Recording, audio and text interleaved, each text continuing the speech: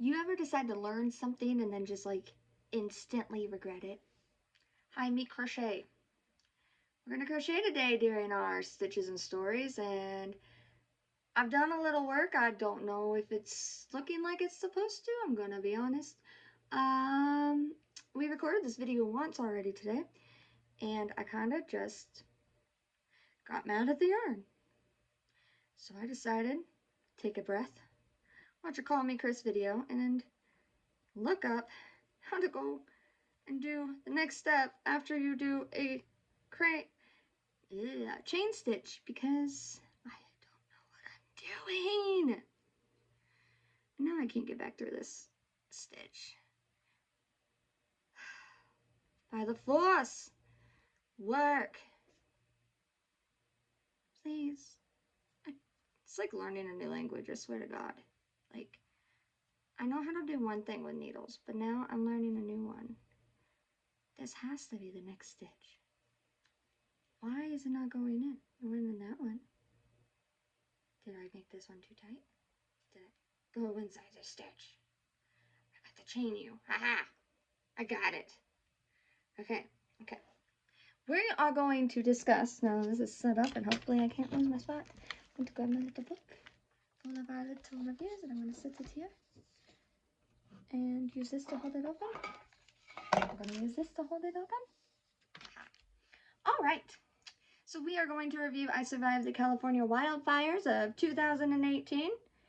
As far as I Survived books go, I've now at this point read a couple different ones, and this is my least favorite. Alright guys, so I waited forever to get this one. I was on hold for a very long time, and I'm going to assume that that is because the recent LA fires made this book relevant, and so I'm assuming that parents and teachers were like, this is a great opportunity to teach kids about the wildlife and climate change, and so this book was being utilized quite a bit. So I did eventually get it, and I read it on February 8th, 2025 of this year. It was published in 2020, and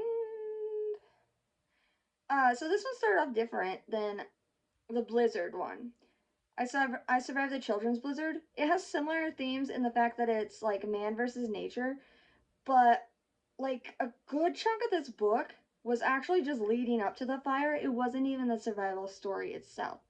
So we start off, and our kid doesn't even live in California and lives somewhere else, and his dad gets in trouble for allegedly embezzling from the company he works at. And so, in order to protect the kid, his mom takes him on a trip to California to meet her best friend, I think. Could have been a cousin, honestly. Went to meet someone.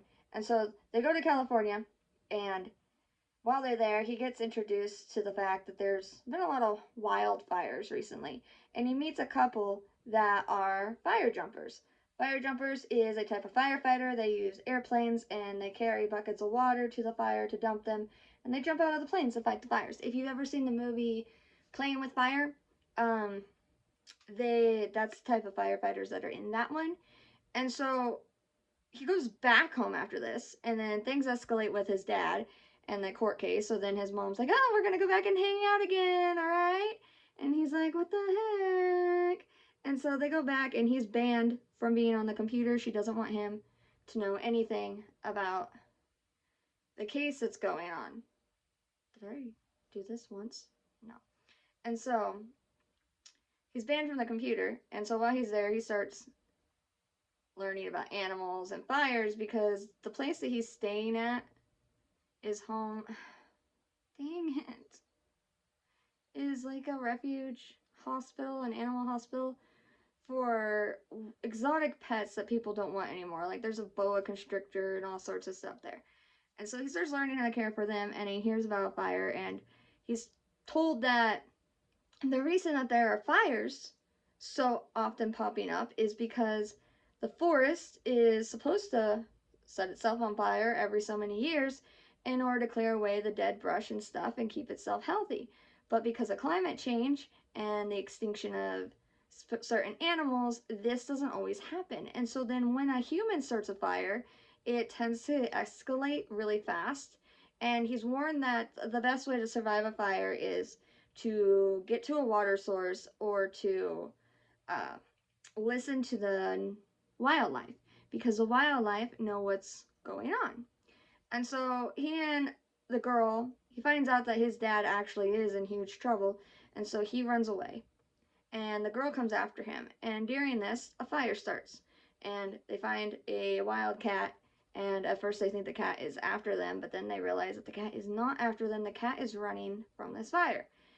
And so they run, and they decide that the best course of action is to follow the fleeing animals.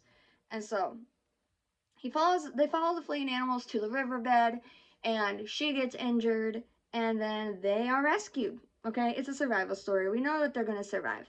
It says I survived in the title. Okay, so not really spoilers here. But the thing is that, is it this one? It's gotta be that side. Gotta go down from the one that you're on. So that makes the V, and this, no. Alright, hold on. I wonder do that, that makes a V. So the next V is this one, I think. Okay, pull through the first one, wrap around, pull through both. Did I do it? Oh, I think I did it. Okay, and so this story mainly focuses on climate change, fires, man versus nature, good versus bad fires, animal instincts, and fire jumpers. I put on here that I think the overall purpose is resilience and survival. And the author wanted to teach that whether there's fires in our personal lives or fires out in forest, once a fire occurs, you always grow back stronger. Like, they do help you grow as a person, kind of thing. Like, humans are like a forest in this sense, where, yeah, bad crap happens in our lives, guys. But once we make it through, we're stronger for it. And I think that's overall what she was trying to teach kids in this book. I do say that I would recommend it to kids. This one, I think you could even go down to 3rd grade in. You just need to be prepared to explain things like the judicial system and stuff. But otherwise, it's meant for like 5th grade era. But like, I think even my 3rd grader niece, my 3rd grader niece, I don't know if my 2nd grade nephew would, but I think even my 3rd grader niece would have liked this book.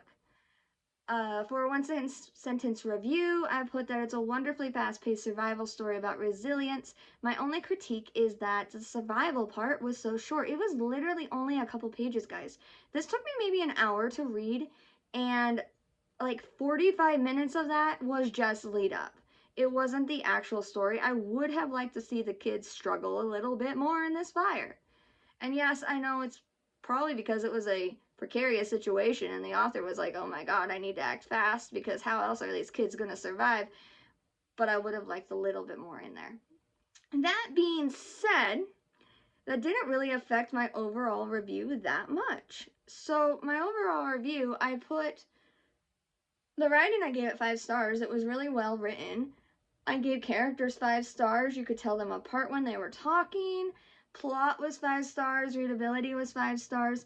I gave setting 4 stars. And the reason I did that is I think we could have gone in a little bit more depth with the setting. I think instead of just describing that a hot ember landed on his skin, we could have gone into detail, like that they looked like ominous fireflies or something. There was a lot of opportunity here for more details and more flowery language than was taken, and that was probably just her style choice. However, saying that, I have recently read another book by her, another survival one, and it did go into more detail, so that still stands in my opinion. So I only gave it 4 stars on that, and I gave it 4 stars on enjoyment because I really did like it, but I was very disappointed when the survival scene happened so freaking fast. Like, I wanted to see these kids struggle. I wanted to see them actually I wanted to actually be concerned for their safety and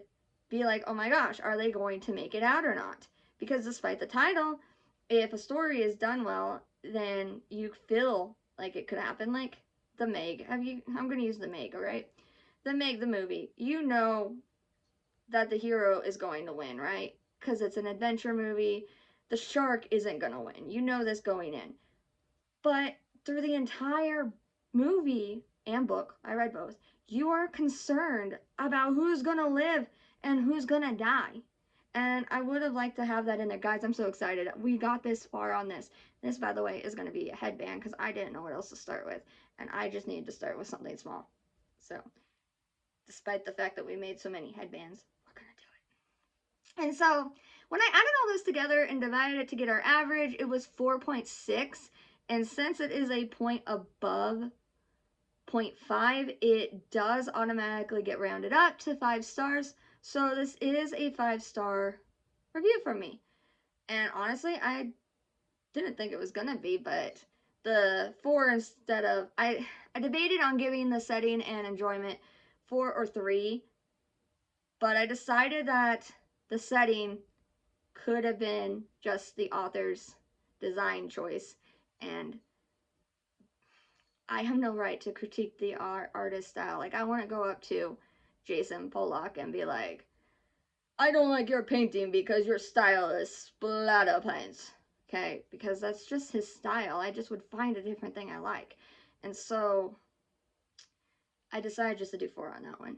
And enjoyment, I actually liked the book. It was just that one little bit. And so that gave it a heads up. The author of this book, if you forgot, is Lauren Tarishis, I think. It's Tarshis. It is 144 pages and is obviously fiction, listed as survival and juvenile. It's technically historical fiction too. Don't let the 2018 get you confused, because yes, it's a newer date, but it is in our past, and we do have kids that weren't alive during that time. All right, and so it is historical fiction. And so that is my review of that one. And the next time we chat, stay, do not fall. The next time we chat, we will be discussing Legends and Lattes. I have not filled it out yet. I had to give myself some time to think, okay? I've done it on quite a few of these, actually. I got ahead of myself. Like, we have quite a few done. I just need to go in and do the actual review and answer these questions and then review on here. But the next one's Legends and Lattes, and god damn it, cat ate my bookmark. I know which one it was too. Anyway, all I will say going into Legends and Lattes is that I don't get the hype, is what I'll say. If you would like to read it before I review it, go for it. I am going to try being the key word here, because with my mental health and stuff, it is always an iffy thing on whether I have the motivation to post or not. But I am going to try, because I have quite a few days off this week from my day job. And so I'm going to try to sit here and record a few different reviews and schedule them. And if I can get that figured out, then we're going to try to do one of these once a week. I'll have one scheduled for once. No, that's right. That's right.